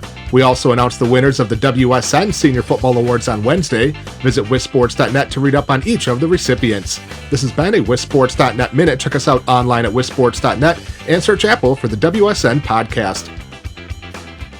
If you're looking for your next ride, check out Mankey GMC in Schofield. Formerly Fred Miller Automotive, Mankey GMC serves Schofield, Wausau, Marshfield, and Stevens Point with a huge selection of new and pre-owned vehicles. Explore a range of top-notch SUVs like Acadia, Terrain, and Yukon, or choose from the rugged Sierra truck lineup, or even a certified pre-owned vehicle. No matter your dream vehicle awaits at Mankey GMC, 448 Grand Avenue in Schofield, and online at MankeyAuto.com. Mankey GMC in Schofield, where your journey begins.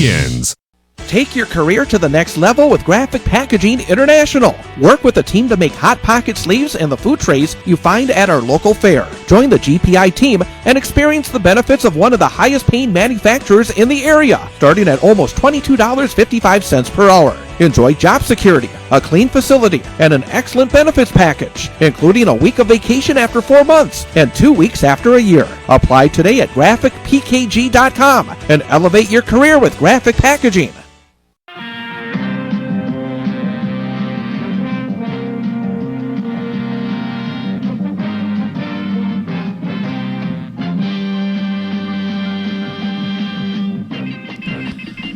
And welcome back. Big High School Sports Show on Bull Falls Radio, 98.9 and 1230.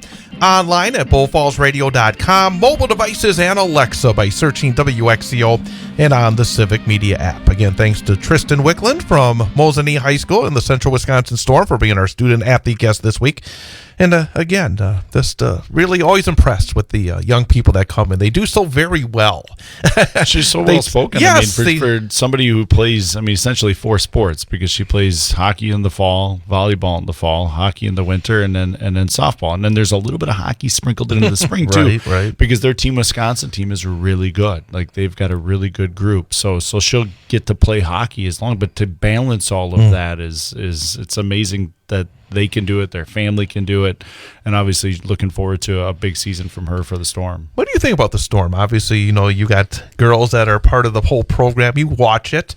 Obviously, there is a change. With coaching change, old is new again. As Coach Jana Wimmer has had incredible success a number of years back as a coach with the Storm.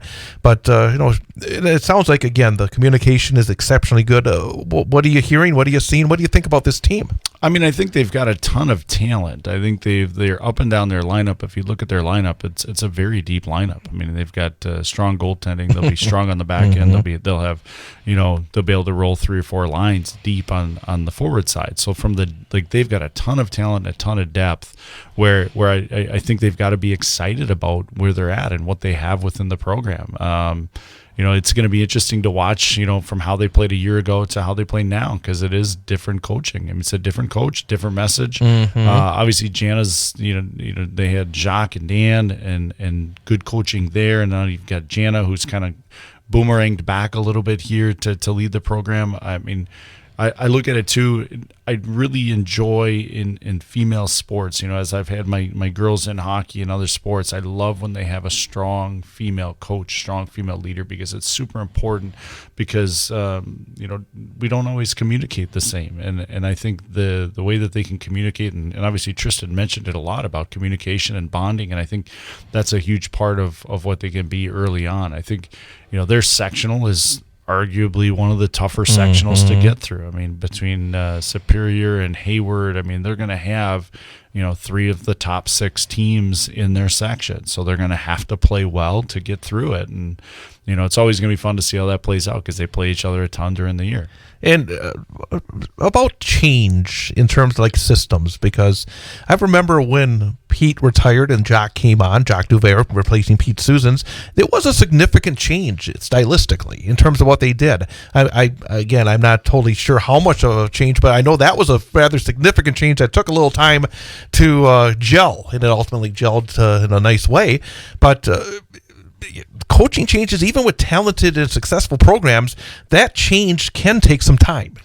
Oh, it's going to take time, because it's a new relationship. They're trying to figure out coach is trying to learn their players and figure them out a little bit, and try to push the right buttons to make sure that they're playing well at the end. And it's going to take a little bit of time. I think they're skilled enough, and where they can find some wins and find some success. It'll be, it's like Tristan said, when things got tough, she didn't like the way that they responded last year, and how they dealt with it as a group. So that's always going to be the challenge, to see how tight they are to be able to band together a little bit in those tough moments that you're going to have to deal with during a season. And that brings up another point I found very interesting, because the way that Tristan was talking, it almost felt like she and probably other members of that team could almost see what was coming. So often, there's always a sense, well, we can turn it on, or we can turn things around. It seems as though you kind of are what you are, and I think especially in a long season like we do in the winter, you kind of see these things coming, don't you?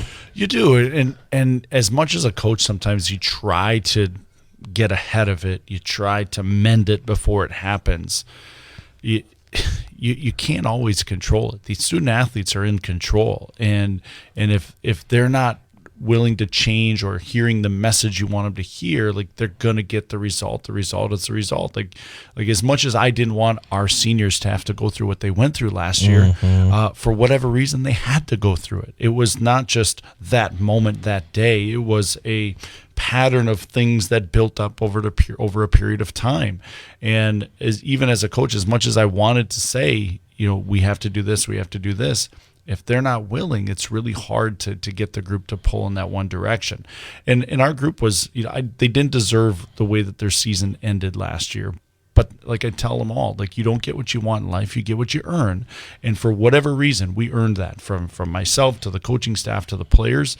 And sometimes, as much as you want to try to stop it, it's hard to stop a train going downhill sometimes. It certainly is. And I think that's one of the interesting things that people that just, see the results. They don't see everything. And, I can be around once in a while. I don't see everything. You're there. The players are there. The program itself is there. And it's so much of what ultimately happens occurs outside, whether it's the 51 minutes of a hockey game or the 36 minutes of a basketball game. A lot of it is, it's sort of like that cake is settled before even the opening face-off. Well, and part of it too is the leadership. I mean, like, leadership, it's been different being a coach coming out of COVID, having, pre-COVID coaching through COVID, now post-COVID. Like, we're now on the backside of this here, but we still haven't solved some of the problems that developed during that time period where they weren't together. And finding leadership right now is a challenge, I think, for everybody. And when you have it, boy, it is a really fun thing to coach and guide student athletes through. Some of the greatest rewards that I have are teaching kids leadership, teaching kids how to get through those things, because those are skills that extend beyond the game. You know, we're teaching life through sport here. That is what we do as coaches at the high school level. And I'd argue beyond. You're teaching student athletes life skills that take them to, you know, difficult moments in their lives that they're going to have to deal with things, how to deal with success, how to deal with failure, and teaching life through sport is got to be a huge part of it. And I think finding leaders that can guide not only themselves through this, but, you know, a few others along the way has been a challenge, you know, post-COVID here, just to see how that plays out. And I think that's where, you know, as coaches, we're seeing a little bit of some of those pre-COVID behaviors come back, and I think those are just have to do with the social side of things. Well, let's we talked about the conferences that we keep an eye on here on this program, the Valley and the GNC. Let's talk a little bit wider in terms of the state. And you were saying when we were off the air, looking ahead to your Division I sectional number 1, just how tough it is. And earlier I mentioned that how Stevens Point had not been to state since 2009. A lot of it is because the last few years, if it were the old system, they probably would have been to state a couple of times, just based on, because usually it'd be Wausau West and Stevens Point, and unfortunately Stevens Point beat West a couple of times here in the postseason, but then they would have to face a team they would normally have to face at the state tournament because of Hudson or an Eau Claire Memorial or any of these teams, Eau Claire North from Chippewa Falls. You were saying that based on what you know about these teams, you got the 6 Valley teams, you got 7 other teams in this 13-team bracket, and you're saying like 7 of the top 10 teams could be in this bracket. I think there could be. I mean, you look at the depth of us. I mean, just watching how the Big Rivers Conference plays out is going to be interesting in terms of seeding, because you look at, you've got Hudson, you've got New Richmond defending Division II state champ, who steamrolled that division, you know, and you look at, they're in that conference. So, and they won that conference a year ago. So you've got which may be a more, I would say it is a more impressive achievement than winning the Division II state championship. Completely agree, because you're beating Hudson, you're beating Eau Claire Memorial, you're beating Chippewa Falls, you know, last year's North team. You know, you're talking some of those teams that are perennial top 10 teams, and they went through and won the conference. And I told you off air, I said that could be a conference where multi-loss team wins that conference, because you've got to go to New Richmond, you've got to go to Hudson, you've got to go to Chippewa. You have to play these road games, and those are tough places to play, especially when they're really, really talented teams. Outside of your bracket, what are some of the other teams? Obviously, over the years, Notre Dame Academy, again, they were able to win it last season. New leadership now for NDA. Obviously, they're a program that's been very good. You've seen in that part of the state, Bayport has been pretty good. You've seen Neenah have their moments as well. You got Edgewood down in the southern part of the state. Verona has been a perennial power. University School of Milwaukee. Once in a while, Waukesha will bubble up there as well. What are some of the other? Are those still the powers that you're looking at outside of your bracket? Yeah, I think so. I think over on that side, on the east side of the state, I think Notre Dame, you've got a, you know, regardless of what they lost, they've gained a good coach with a ton of experience, and Mike Skudzinski, you know, coach at Lawrence for many, many years at the college level. Their roster hasn't changed. They did lose Sam Capello to the USHL, so that dynamic will change a little bit, but they're finally healthy again, so they bring a lot back from that state championship team.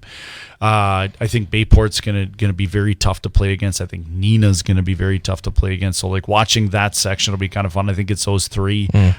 You go down south, I think Arrowhead is on the rise a little bit. The coach at Waukesha, Rajay Aylesworth, that was there, is now going to Arrowhead. So I think that program's on the rise a little bit. University School's always going to be good. They're always going to be talented and skilled. Madison area, I think you hit the teams that are the teams to beat. I think, you know, Edgewood, Verona. There's always, you know, you've got Madison West in there. You've got Madison Memorial down there. Some teams that have had success over the years. You know, obviously our section, it's going to be really fun to watch. I'm excited to get into games. We're excited to play somebody else here because it's a good test for your guys, especially with the non-conference schedule that we play. You try to prepare your kids, and you and I will talk about it a ton, to be their best in February. And for us right now, it's to be healthy in February because we're not healthy at the moment, and we want to make sure that you do enough learning, you find successes, you find the right buttons so that come early February you're playing your best, and you're not. One of the things that I've learned over the years, Chad, is we've watched now 18 senior groups come through. The tight-knit groups find success. Like Tristan talked about the bonding, and we do a little overnight like the Storm did as well, and I'm excited about our group because the bonding event was awesome. The kids had a great time with each other. They enjoyed hanging out with each other. No cell phones, and in this world to not have a cell phone. It's going to be fun to watch our group, but obviously there's our section, Chad, I think could be 7 of the top 10 teams, and you get to play each other, and you'll get better doing it. We have to take one more break, and then we're going to come back. One more segment. I want to talk about that first weekend tournament because it's such a cool tournament. It's always a great way to start, and just generally about your schedule, because I think of all the teams that I cover, none has a more interesting schedule every year than Wausau West hockey because of who you play. I mean, within the conference and outside the conference, it's always such a very interesting schedule. And I got to ask you again about big picture, about state tournaments and everything else, what we'd like to see, because I do think that it's good to talk about, because maybe somebody's out there listening. I don't think they're going to bother paying much attention to it, but it's nice to give a few ideas. So we're going to do that coming up next. We'll take a break, come back with one more segment as we continue the Big High School Sports Show here on Bull Falls Radio 98.9 and 1230. On Thursday night, the Newman Catholic High School girls basketball team tips off the new season, traveling to Assumption to take on the Royals. Hear all the exciting action on Bull Falls Radio 98.9 and 1230, bullfallsradio.com, mobile devices, and Alexa by searching WXCO and on the Civic Media app. Newman Catholic High School basketball on Bull Falls Radio is brought to you by Red Robin Restaurant, Sun Printing, the Cloverbelt Credit Union, Graphic Packaging International, the Newman Catholic Athletic Booster Club, Shine Chiropractic, and Menke Auto. It's Newman Catholic at Assumption in high school girls basketball. Thursday night, starting with the pregame show at 7 and the opening tip at 7:15. Live on Bull Falls Radio 98.9 and 1230. Online at bullfallsradio.com. Mobile devices and Alexa by searching WXCO and on the Civic Media app. For more than 60 years, Sun Printing has been Central Wisconsin's commercial printer of choice due to their commitment to quality, creative solutions, and dedicated service. Sun Printing's team offers you a wide spectrum of services, whether you need vehicle graphics, offset, digital, large format, graphic design, or mailing. They print everything under the sun. No project is too big or too small, so give Sun Printing a call at 845-4911 or visit them online at sunprinting.com. Fall sports are here. Align your young athletes and yourself with health by scheduling an appointment with Dr. Sarah at Shine Chiropractic in Rim Mountain. Stay in the game with our comprehensive 3-point neurological exam, safe for the entire family. Don't let the daily grind keep you and your student athletes on the sidelines this year. Call Dr. Sarah at 715-298-5104. That's 715-298-5104 in Rim Mountain today. On Friday night, the 2023-2024 season for the Wausau West High School girls basketball team tips off as the Warriors travel to Neenah to take on Yukon recruit Allie Zabel and the Neenah Rockets. Hear all the exciting action live on Bull Falls Radio 98.9 and 1230, online at bullfallsradio.com, mobile devices and Alexa by searching WXCO and on the Civic Media app, starting with the pregame show at 7 p.m. Wausau West basketball on Bull Falls Radio 98.9 and 1230 is brought to you by the Cloverbelt Credit Union, Red Robin Restaurant, Sun Printing, Graphic Packaging International, the Wausau West Athletic Department, Menke Automotive, and Shine Chiropractic. It's Wausau West at Neenah in high school girls basketball. Friday night, starting with the pregame show at 7, live on Bull Falls Radio 98.9 and 1230. Online at bullfallsradio.com, mobile devices, and Alexa by searching WXCO and on the Civic Media app.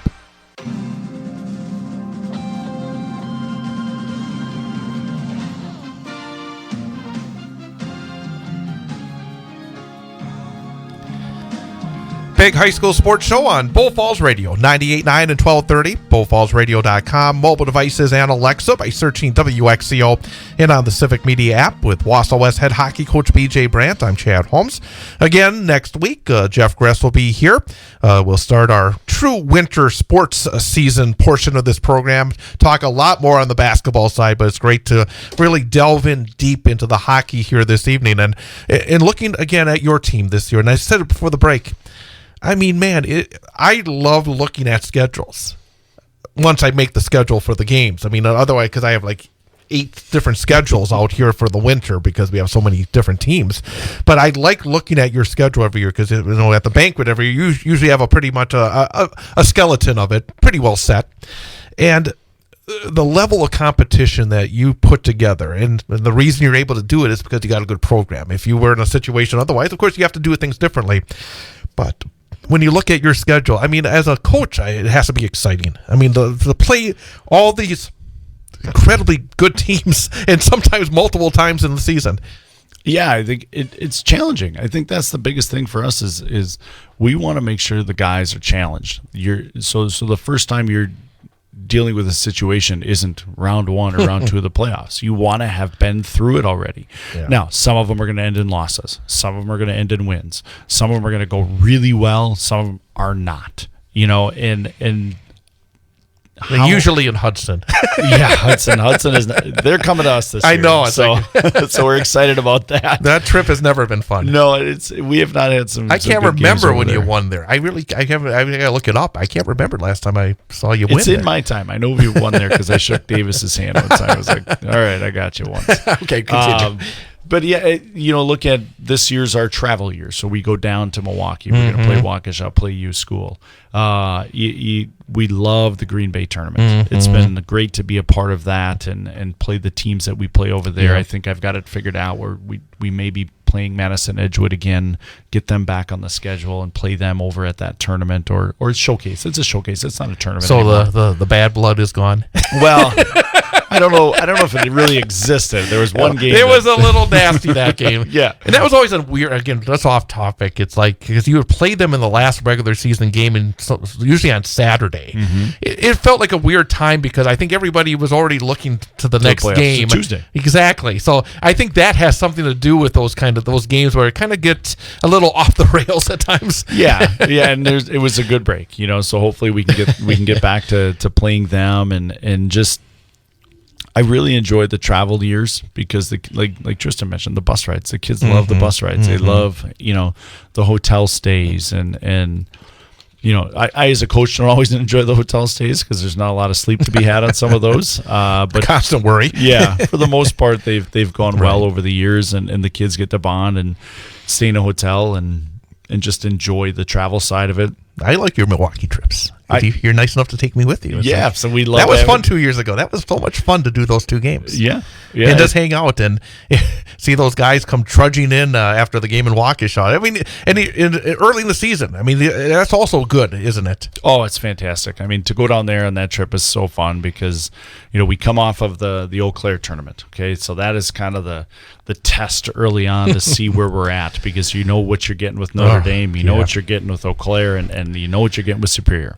So to have that time in there where you're traveling together, you get out of school early, making sure guys got their homework done, and just that whole process of going down and playing at Waukesha on Friday night and then getting up, getting some breakfast, and going back and playing U School. It's just it's a great routine for us. We really enjoy it. I enjoy the camaraderie that comes with it, and the bus rides are really enjoyable for the guys, and traveling helps that. Let's talk big picture, because last season you and I actually did that Mosinee game down at the state tournament. It was the new experience. There was a lot of really good stuff about that. There were some things that need some work as well. As we stand, we've been talking about this issue in the big picture for how many years now, but now it's different. And again, I think overall it was a positive change. as you've had a chance now with an off season to kind of think things over, and now getting some rumbles maybe of something happening here in central Wisconsin, what's your take on the WIAA, the venue, the state tournament, and hockey in general? Well, I think locally, there's a group that's exploring the option of having a larger venue, and I think that the more support we could have for that, I really think it could bring some big events here locally, and working with Jamie Polly in the Parks Department and her team and going through some of this, I'm excited about what that could bring. Not only hockey, but I think it could bring other WIA state tournaments. I think it could bring other concerts. I think it could bring just a ton of value to our community. But in the hockey side, when you look at Bob Suter's ice, it was probably a little small, and it's probably still is a little small. But when you look at where we didn't want to be, which was the Alliant Energy Center, and you put all the schedules together, it was a great option. It was still Madison. There's a USHL team that operates out of there.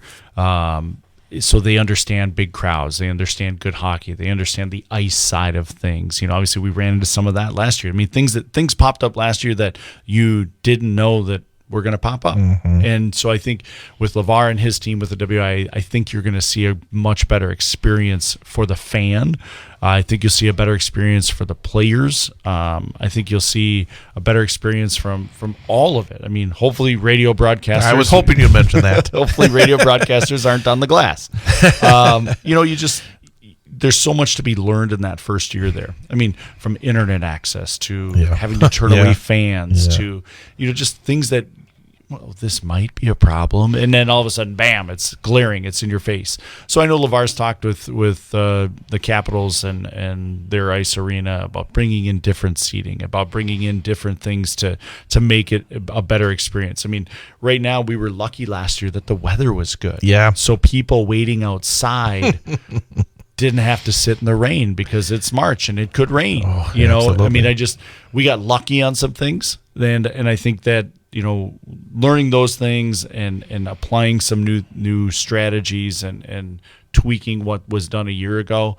I mean, I think I took multiple videos of just the crowd, the environment, the experience for the student athlete, the bang right on top of it. Yes. And it was such a different experience than they got at the Alliant. Yes. And one that, as a coach who's involved, that's what I want for our student athletes. That's what I want for the students cheering on their fellow classmates to be able to be a part of the environment too. And beyond that, the format of the tournament, I do not like it. I'm going to say it right out. I do not like 4 teams in Division 1 and 4 teams in Division 2. And then, of course, we do have the 4 teams for the girls as well. It doesn't work. I don't like the idea of being dark on Friday night. I always thought, how many years were we down there? Great games on Friday night, state semifinals. Obviously, you made it tough to come back on Saturday when you were going to overtime against Eau Claire Memorial all the time. But those were wonderful environments on a Friday night. Now they do it in the morning and then they shut off the lights for the evening. Having only 4 teams where your bracket is insanely tough. Is there any hope that even if we get to a 6 and a 4, let alone an 8 and a 4, is there hope? What are you hearing? Is there? Because I don't like it. I don't like it one bit. I always think there's hope, Chad. I think when you're dealing with the entity of the WIA, there's a process, and that process is never as fast as you or I would want it to be. So we've always had those discussions, and I think we may have talked about it before, but as a coaches group, we had to pick what was our priority, and since my time as president there, I've been like, all right, guys, what can we achieve? Because if we throw everything at them, they're going to say no to it all. But what can we put our eggs in and get some success with? So we got out of we went to the 2 divisions. Okay, we got out of the Alliant. Now the next part is how can we expand the state tournament? And I think that's going to take time. The way that it works is you have to justify it through a lot of different ways that even I didn't even know existed. When you talk about, it's not competitive equity, it's opportunity based on the number of schools participating in your sport and that percentage at the state tournament.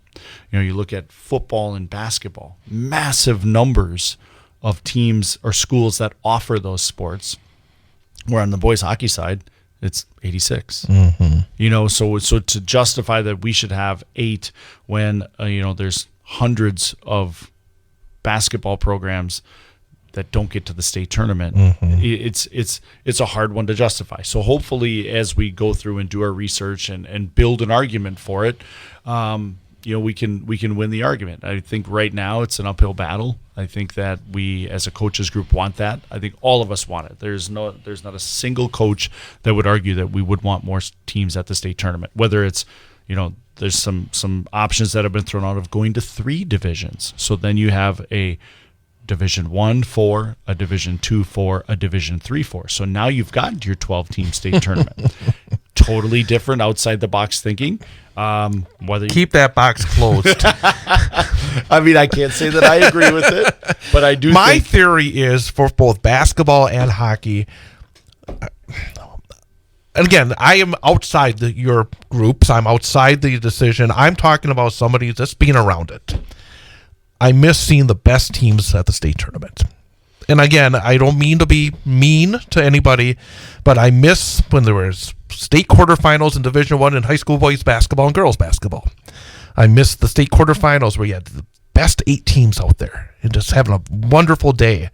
And now it's about, again, trying to make sure everybody's there. I'm not a fan of that. And that's, again, that's my personal point of view, nobody else's. And I think a lot of people would agree with you, though, Chad. I think, so if you talk to some basketball coaches that have been around a long time, the 8-team Division I was massive, not only from, it all comes down to the business side of it, but you look at, if you bring in 8 Division I communities, they're going to attend it better. And I think that's where I think you could look at the comparison of, when they brought in the Division 5, right? And basketball it used to be 4, and now we've had a Division 5. Is that correct? It is. So you look at it there from WI's perspective, the same number of teams are at the state tournament, but they're not represented the same. And that's where, you look at a Division 5 community versus a Division 4 or Division 1 school, man, there's a different pot of people to pull in to come attend that game. Right. And again, I mean, as you've said, every process and it took such a long time to get out of the alliance. I mean, it's just the way it is, and they have so much they have to deal with at the WIA level. Still, I just find the hockey so good. We want it to reach more people. And that's. I mean, it's the same thing on the girls' side. You want the best teams at the state tournament. I think all of us. You want to put that best foot forward, show the best. And get people to say, "Wow, this is really good stuff." And it's. And as you said, it's a process, and it's certainly exciting to know that there's a possibility here in the Wausau area to have perhaps a venue that could get, the state of Wisconsin here many times a year. I mean, so there's excitement, and always excitement to start a new year. So I guess, kind of wrap it up right there. We'll look forward to seeing your team a week from Friday. Be heading over there for that first game. Nothing like jumping into the deep end of the pool against Eau Claire Memorial on their home ice in game number 1. It'll be fantastic. Looking forward to it. I'm looking forward to it as well. We'll have that game, and I think almost every game for the Wausau West Warriors this year. Pretty close. Maybe we'll get there. Maybe. But thank you for coming in. Thanks for having me, We'll get Chad. you back on later in the season. Absolutely. Thanks to Ian Welsh, my engineer, and thanks to all of you for joining us. Big High School Sports Show on Bull Falls Radio, 98.9 and 1230.